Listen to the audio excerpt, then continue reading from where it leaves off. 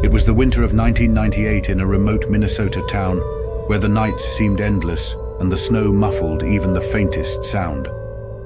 Claire, an amateur photographer, had recently moved to the outskirts, eager to capture the untouched beauty of a winter wonderland. She spent her days hiking through snowy trails, her camera always in hand. One afternoon, Claire wandered deeper into the woods than usual, where she stumbled upon a dilapidated cabin. Outside stood a snowman, unlike any she had seen before. It was unusually tall, nearly 6 feet, with spindly arms made of gnarled branches. Its eyes were not coal, but dark, smooth stones that glistened unnaturally in the fading light. Claire felt an odd chill, not from the cold, but from the feeling that the snowman was watching her. She snapped a photo and hurried back to her car, brushing off her unease as paranoia.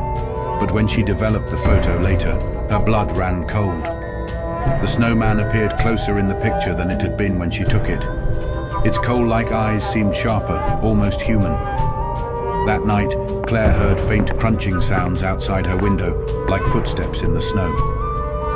She peeked through the blinds and froze in terror. The snowman was standing in her yard, its head tilted upward, staring directly at her bedroom window. The next morning, the snowman was gone, leaving only a set of footprints leading back into the woods. Determined to uncover the truth, Claire returned to the cabin. It was empty and eerily quiet, except for the faint creak of the wind through broken window panes. She checked her camera and realized the photos she took there were missing, all except one, a close-up of the snowman's face. Weeks passed, and Claire tried to move on, but the sightings continued. The snowman would appear closer each time, its expression changing subtly, almost as if it was smiling. The final time anyone saw Claire, she was in her backyard, seemingly speaking to someone unseen. When her neighbors found her house empty the next day, they also found a chilling sight. A new snowman stood in her yard, perfectly sculpted, with Claire's scarf wrapped around its neck. The stones that made its eyes, they weren't stones anymore. They were hers. It was January 2015, and Luke, a college student, was driving home for winter break through the snow-covered backroads of Montana. The blizzard was relentless, turning the highway into a narrow tunnel of white. As the wind howled outside, Luke spotted a figure standing by the roadside. The man was waving frantically, his coat tattered and his face pale with frostbite. Against his better judgment, Luke slowed down and rolled down his window. The man's breath came out in jagged puffs as he pleaded for help. "My car broke down," he said, his voice trembling. "Please, I've been out here for hours." Luke let him in, shivering himself as the cold air rushed inside. The man introduced himself as Frank, but his voice was strangely hollow, almost mechanical. As they drove, Frank stared straight ahead, barely speaking, except to mutter directions to a shortcut he claimed would save Luke time. The shortcut was an unmarked road, barely visible through the snow. Reluctantly, Luke turned onto it, the tires crunching over the icy path. The road grew narrower, the trees closing in, their skeletal branches scraping against the car like claws. The atmosphere felt suffocating, and Luke began to regret his decision. "Almost there," Frank murmured, a peculiar smile stretching across his face. But as Luke glanced in the rearview mirror, his heart skipped a beat. Frank's reflection didn't match his movements. While the real Frank sat still, his reflection grinned maniacally, its eyes glowing faintly. Luke slammed on the brakes, his instincts screaming at him to run.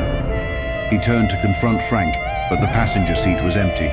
The door hadn't opened, and there were no footprints in the snow outside. Panicking, Luke reversed down the road, desperate to get back to the highway. But the trees seemed to shift, the path twisting in ways that made no sense.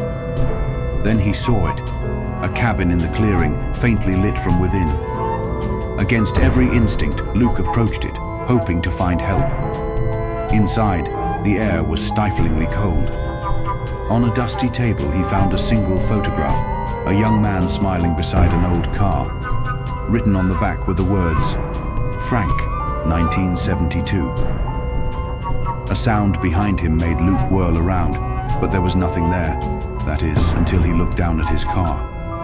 Frank was sitting in the driver's seat, smiling up at him. The next morning, Luke's car was found abandoned. His tracks led to the cabin, but there was no sign of him or Frank. In the winter of 2003, Mia, Alex, and Eric, three high school friends, decided to test a local legend. Blackwater Lake was said to be cursed, a place where anyone who ventured onto the ice during a full moon would hear whispers, warnings from those who had drowned there. If ignored, the legend claimed, they'd vanish forever. Laughing off the warnings, the trio skated out to the center of the lake on a frigid January night. The moonlight bathed the frozen surface in an eerie glow, casting long shadows that seemed to stretch unnaturally. At first it was quiet, the only sound the scraping of their skates against the ice. Then Mia heard it, a faint, melodic whisper. "Do you hear that?" she asked, her voice trembling. Alex laughed, but Eric nodded, his face pale. The whispers grew louder, turning into a chorus of overlapping voices.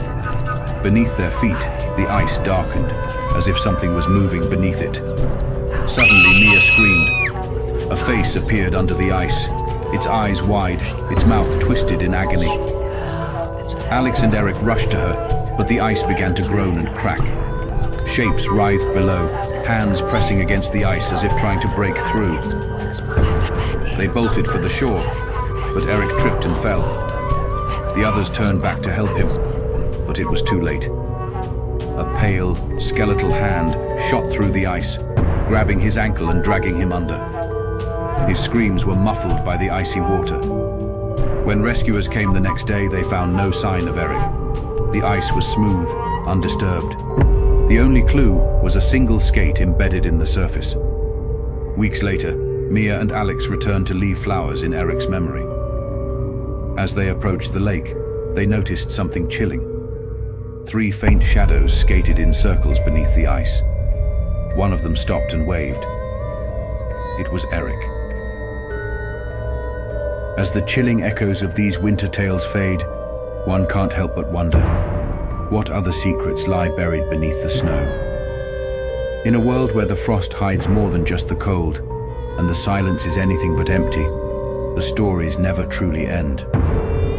The darkness of winter is a reminder that even in the brightest snow, shadows linger.